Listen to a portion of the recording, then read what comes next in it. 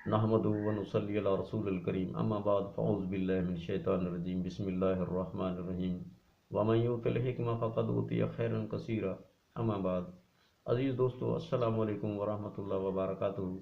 आज मैं आपकी खिदमत में एक ऐसी अलामत जिसके अंदर हज़ारों लाखों लोग मुब्तला हैं, पीला यरकान के इलाज के साथ हाज़िर हूँ।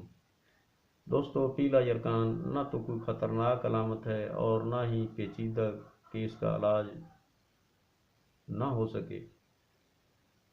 ये एक आम सी अलामत है, मगर जब इसका गलत इलाज किया जाता है तो ये जानलेवा भी साबित हो सकती है। ये जानने की ज़रूरत है कि ये क्यों पैदा होती है। जब हम इसकी क्यों तक पहुंच जाएगी तो अल्लाह के फजल व करम से इसका इलाज कोई मुश्किल नहीं होगा, आसानी से हम इस मर्ज़ का इलाज कर सकते हैं।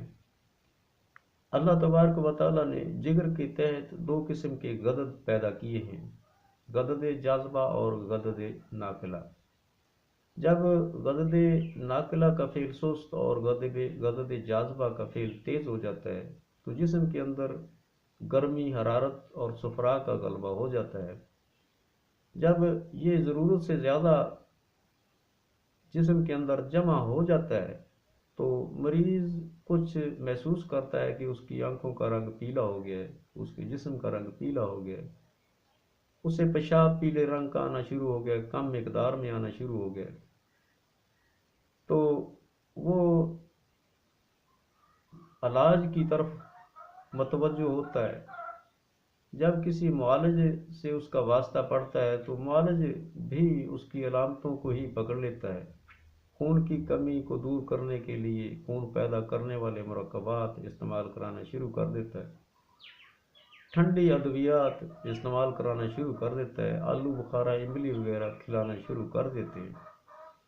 दोस्तों, ये अलामतों को दबाने के चक्कर में मरीज़ के अंदर सफरा की मिकदार कुछ और बढ़ जाती है, जिसकी वजह से जिस्म पर अमास आना शुरू हो जाते हैं,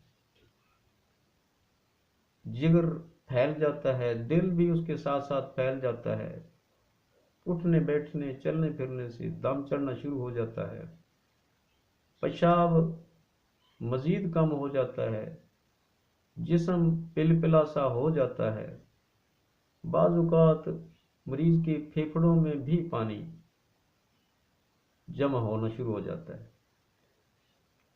ये सिर्फ गलत इलाज की वजह से है।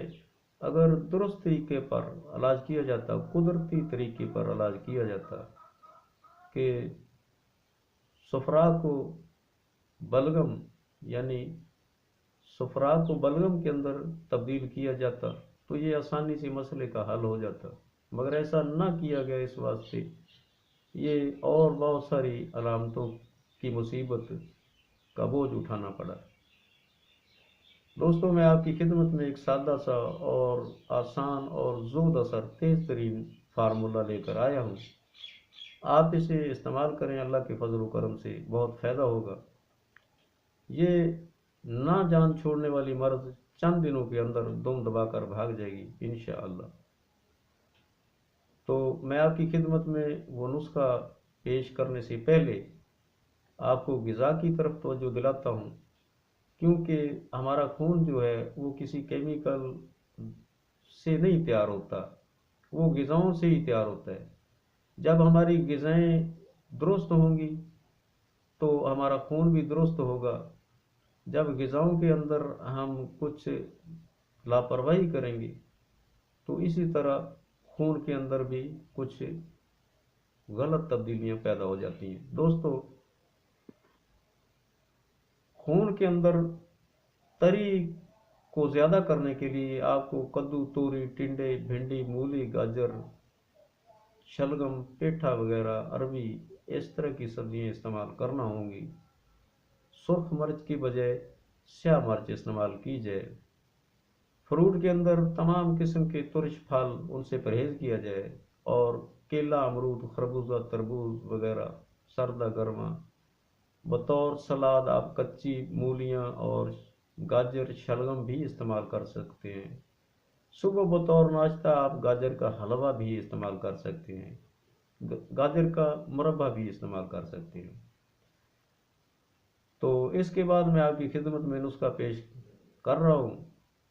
سونڈ 10 گرام، نشادر ٹھیکری 10 گرام، برگ سنا مکی 25 گرام، ریوند خطائی 25 گرام، ریوند اسارہ 3 گرام۔ مذکورہ ادویہ کو انتہائی باریک کر کے 500 mg کے کیپسول بھر لیں۔ 1 تا 2 کیپسول روزانہ 3 بار استعمال کریں پانی کے ساتھ۔ مریض کو 1-2 دفعہ دن کے اندر جلاب آنا ضروری ہے۔ اگر اس مقدار میں مریض کو جلاب نہیں آ رہا تو آپ 1 کیپسول اور بڑھا سکتے ہیں۔ اگر 2 کیپسول ہی سے بہت زیادہ جلاب آتے ہیں تو آپ 1 کیپسول استعمال کریں۔ اپنی ضرورت کے مطابق دوائی کی مقدار تجویز کر لیں۔ اللہ کے فضل و کرم سے چند دن کے اندر جسم اور خون میں سے صفرا خارج ہو جائے گا اور تمام قسم کی جو تکلیف دہ علامتیں پیدا ہو چکی تھیں وہ ختم ہو جائیں گی۔ دوستو، اگر میری ویڈیو آپ کو پسند آئے تو آپ میرے چینل کو سبسکرائب کریں اور اسے شیئر کریں، کمنٹس دیں۔ اگلی ویڈیو تک کے لیے اللہ حافظ۔ السلام علیکم ورحمۃ اللہ وبرکاتہ۔